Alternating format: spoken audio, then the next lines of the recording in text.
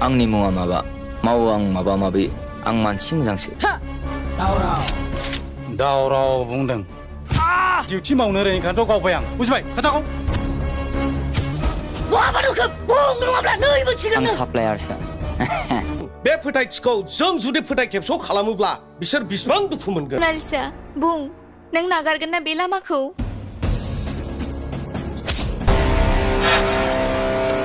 नाथाय पापा नों थैब्ला आं सोरजों थागोन? नों माब्लाबाबो दाथै दे।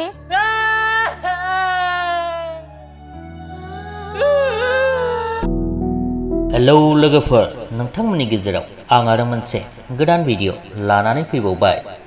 बे भिडिअआनो जादों लोगोफोर बे बोसोरनिनो बावैनो रिलिज खालामजानो गोनां मोनसे आबुं बर' सावथुन। लोगोफोर नोंथांमोना जानो हागौ बे भिडिअ क्लिपजों लोगोसे थाम्बनेल आरो टाइटेलखौ नायनानै एसे हमदां मोनखाबाय।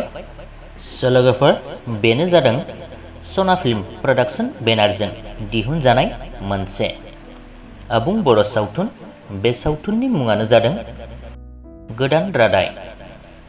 बे सावथुनावनो गाहायै फाव खालामदों मुंदांखा फावखुंग्रि बिथां जेनिफार दैमारि, अनसुमै बर'। फावखुंगुर हिसाबै दङ ATG दैमारि। लोगोसेनो गोबां एक्सपार्ट फावगिरिफोर दङ जेरै थाख्लाय, सपना, रेबेल आरो दिपेन नागेश्वर सम्बारू बिथांमोना। लोगोफोर बे सावथुननि स्ट'रिखौ लिरदों बिथां ATG दैमारि, स्क्रिप्टखौ लिरदों महिलारी आरो सपन ब्रह्म। लोगोसेनो बे सावथुननि डाइरेक्टराबो बिथां सपन ब्रह्म बिथाङानो। लोगोफोर बे सावथुननि अफिसियेल ट्रेलारखौ बिथांमोनहा सना फिल्म प्रडाक्शननि गेजेरजों अफिसियेलि हगारनानै होनाय जाबाय।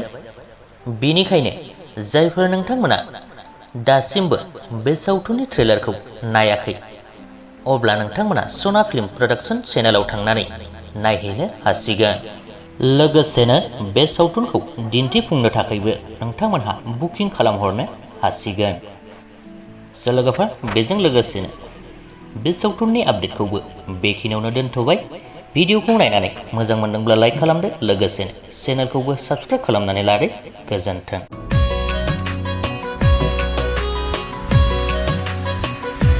सना माबादि जाखो नोंखौ मोजां मोननाया,